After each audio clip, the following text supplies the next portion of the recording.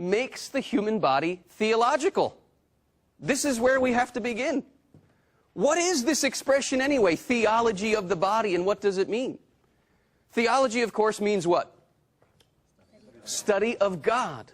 But we tend to have God over here and the human body way over here, right? When we ourselves as Christians tend to think of that phrase, theology of the body, as an oxymoron, a contradiction of terms, we ourselves are demonstrating how far away we are from an authentic Christian worldview. What is at the heart and center of Christianity? That'd be Christ.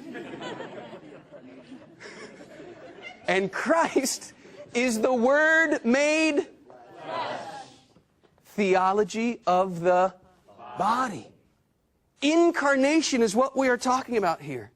You see, theology of the body is a clarion call for Christians, not to become more spiritual, but to become more incarnational.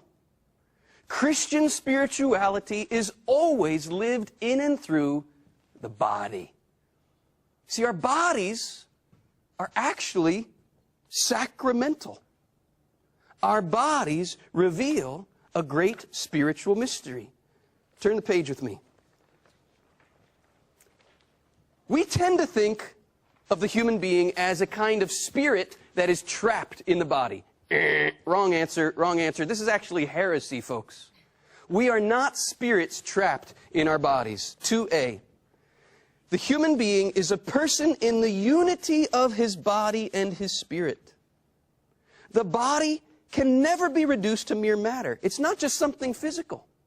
The body is spiritual. We are all, every one of us, spiritualized bodies. Just as the human spirit, man's spirit, is so closely united to the body that the human being can be described as an embodied spirit. We have this idea that somehow our bodies are a shell in which our spirits live. This is not the truth of the matter.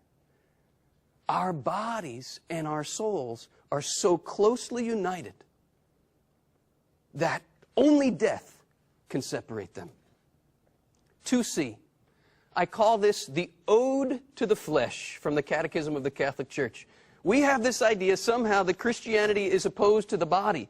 Nothing could be further from the truth. 2c. The flesh, in fact, is the hinge of salvation.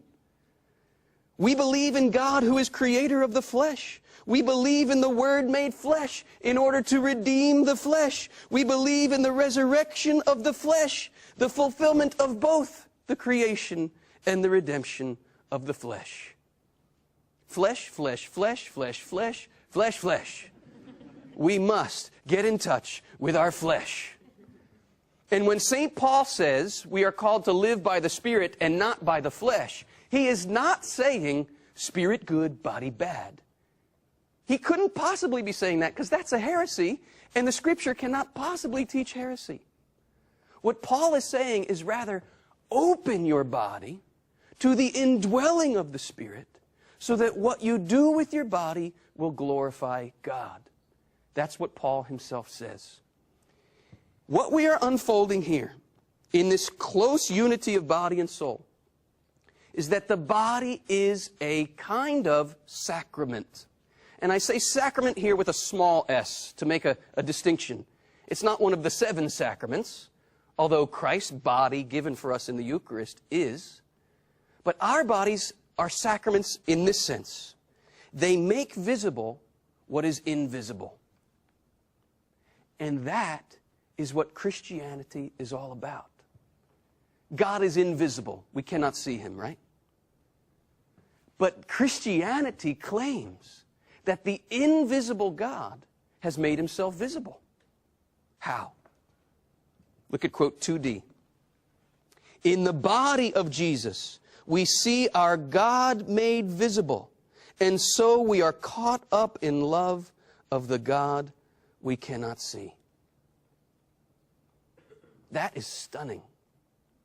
God's mystery has been revealed in human flesh. theology of the body.